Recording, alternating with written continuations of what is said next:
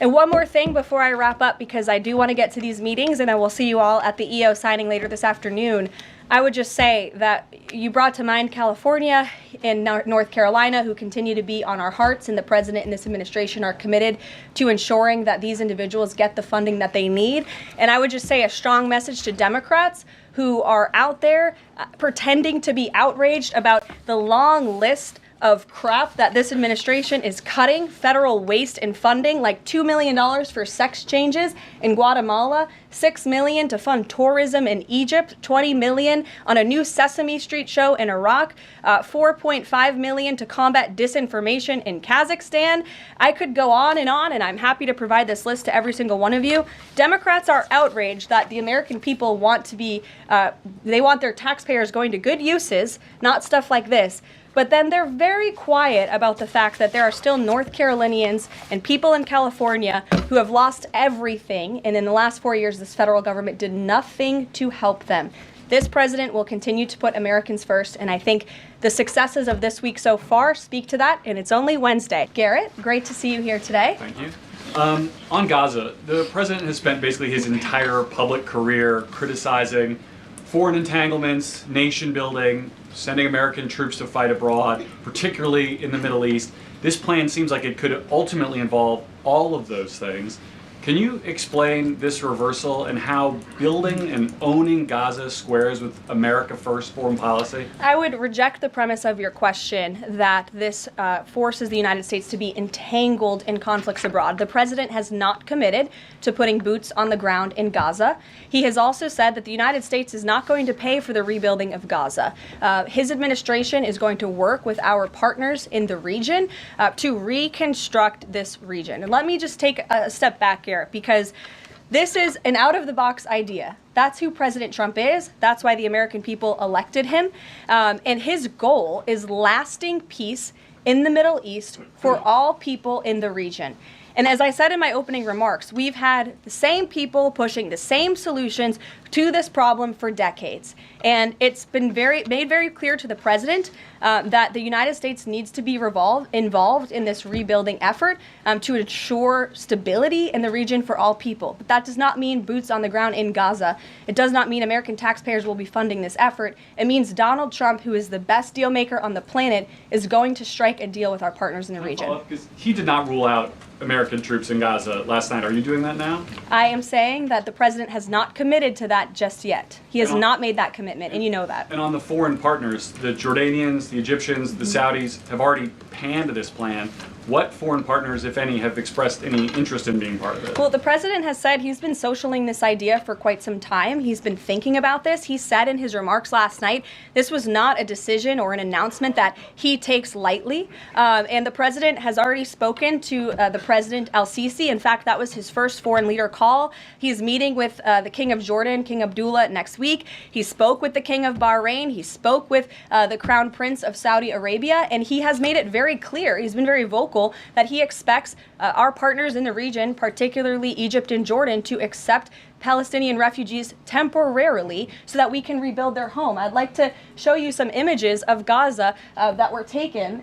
Fox News aired this. I mean, that is, as they put it, in an apocalyptic scene in Gaza. This is an uninhabitable place for human beings. Do you really think that families can live their dream in a region that looks like this, with no running water, no electricity? And the special envoy to the president, Steve Witkoff, recently traveled to Gaza, as you all know. And he came back with images that he showed the president of the dire situation here. And the president made this decision with a humanitarian heart for all people in the region. Caroline. Peter. Thank you, Caroline. Are any officials here preparing to fight Democratic lawmakers in the streets? Absolutely not. So and thanks for the question. Some elected Democrats are so steamed about DOJ. Congresswoman LaMonica McIver says we are at war. Ilhan Omar says we might actually see somebody get killed. And Chris Van Hollen says we have to fight this in the Congress. We have to fight this in the streets. So what now? And may I just point out, if you heard that type of violent, enticing rhetoric from our side of the aisle, from Republican leaders on Capitol Hill, I think there would be a lot more outrage in this room today.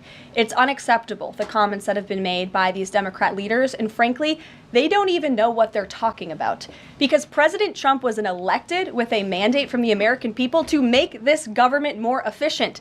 He campaigned across this country with Elon Musk, vowing that Elon was going to head up the Department of Government Efficiency, and the two of them, with a great team around them, were going to look at the receipts of this federal government and ensure it's accountable to American taxpayers. That's all that is happening here. And for Democrat officials to incite violence and encourage Americans to take to the streets is incredibly alarming, and they should be held accountable for that rhetoric. It sounds like something that they're most concerned about is Doge engineers with access to Treasury systems. Can you clarify, do the Doge engineers have read-only access in these systems, so they are not allowed to write new code? No. They are not, okay. No.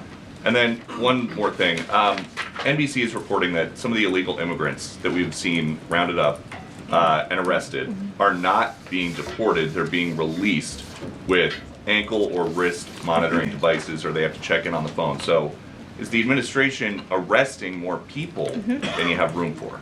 I have seen the reports, and I'm glad you brought it up because we want to address it. There have been a total of 461 illegal aliens. This is of this morning when I got this information from DHS that have been released from custody of the more than 8,000 that have been arrested since President Trump was inaugurated.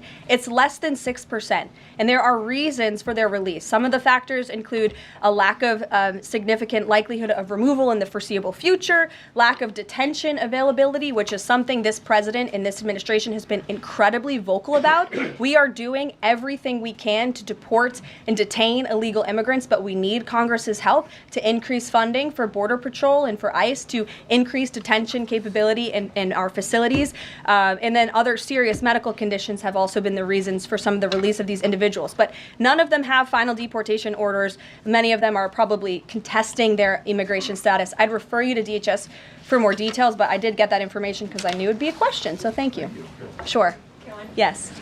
The president and you here again today have made clear, given the devastation, you think Palestinians have no choice but to leave Gaza and go elsewhere. But Palestinians say this is their home. They don't want to go. The president last night said he's willing to use the military if necessary. Is the U.S. prepared to remove Palestinians from Gaza by force? The president is prepared to rebuild Gaza for Palestinians and all people in the region, peace-loving people who want real economic development and opportunity in the region. This is a region that has been controlled by Iranian-backed terrorists, Hamas, who have brutalized not just Israelis but Palestinians too. It is because of Hamas that you see those images on that screen, that Gaza has become a demolition site because Hamas launched that brutal attack on Israel on October the 7th. And so again, I would stress, President Trump wants to ensure that this can be a place where all people can live in peace. He is a peacemaker in chief. He made that very clear in his first term. And as for how that will be accomplished, the president and his team are talking with our allies in the region to consider next steps. But should the American people be prepared to see U.S. military on the ground fighting a ground war against Hamas? Again, the president has not committed to U.S. troops in the region. But it is an option. I have said that the president has not committed to that yet. Sure. If I could just follow up on that, though, why not rule out the idea of committing U.S. troops? This has been a long-standing argument that the president has made really over the last decade or so, talking about endless wars and not something the U.S. wants. Why not rule out? Because I think the president is very good when he's making deals and negotiating not to rule out anything because he wants to preserve that leverage in negotiations. And so I think that's what he's doing here. If I Mary. could follow up on that, though, he also said that everyone loves this plan. He said that in the Oval Office this morning. True. In fact, the Deputy Prime Minister of Jordan called it a declaration of war on the Arab people. So how does he square the fact that even some Republicans on the Hill are objecting to this or questioning this? How does he square the fact saying everyone loves this plan? Well, King Abdullah of Jordan will be here next week, so I can provide you more context on the conversations he will have directly with the President of the United States after that meeting. And I would just point out that there's been a lot of leaders and officials all around the world who have doubted, I suppose, the deal-making ability of President Trump. You heard the Panama leader saying that he would not agree to some of the concessions that he has now made because of Secretary Rubio's visit. You had the Colombian president saying he wouldn't accept flights of Colombian illegal nationals who have entered into our country illegally, and those flights are underway. So actions speak louder than words. Dasha. Karoline, you said the president has been working on this idea for a while behind the scenes now. Is there a written plan based on the president's proposal for Gaza? And if so, when was it drafted and who had a hand in that? The plan was written in the president's remarks last night as he revealed it to the world and to the American people, and his team are continuing to be engaged on this effort. I saw the National Security Advisor this morning. He has a very busy day of calls, and they will, again, continue to engage with our partners. That includes Steve Witkoff as well. Mary. Two questions for you on the news of the day. So how is today's executive order going to impact the 2028 Summer Olympics in Los Angeles? For example, would a man who thinks that he's a transgender woman be allowed to compete as a female on U.S. soil? It's a very good question, and the president has actually mentioned this, that he does expect the Olympic Committee and the NCAA to no longer allow men to compete in women's sports. And I think the president, with the signing of his pen, starts a very public pressure campaign on these organizations to do the right thing for women and for girls across the country. Again, this is an incredibly popular position. There have been many notable female athletes who have had the courage to speak out against some very powerful institutions in this country. They deserve to have a voice and a say. The president is bringing their voice to the highest level at the White House this afternoon, and he expects these organizations to comply with this federal executive order that he'll be signing today. Thank you. And one more. On media coverage of this executive order and the topic in general, what's the White House's view of framing that calls men transgender females or similar rhetoric coming from organizations like the ACLU and GLAAD? Well, it's been very clear. The policy of this administration is that there are only two sexes, male and female. Pretty simple. Brian Glenn. Yes. USAID has gotten a lot of attention the last couple of days with some of these bizarre things that we've been, taxpayers have been funding. Now it looks like there are a couple media outlets that have been dragged into this conversation as far as USAID funding as well. Does the president have any comment on that? So upon coming out here to the briefing room, I was made aware of the funding from USAID to media outlets, including Politico, who I know has a seat in this room. And I can confirm that the more than $8 million taxpayer dollars that have gone to essentially subsidizing subscriptions to Politico on the American taxpayers' dime will no longer be happening. The DOJ team is working on canceling those payments now. Again, this is a whole of government effort to ensure that we are going line by line when it comes to the federal government's books. And this president and his team are making decisions across the board on, do these receipts serve the interests of the American people? Is this a good use of the American taxpayers' money? If it is not, that funding will no longer be sent abroad, and American taxpayers will see significant savings because of that effort. Thank you. I'd like to give some love to the back row. I've heard that unfortunately they haven't been called on in years past. So Reagan, why don't you go ahead? Thanks, Caroline.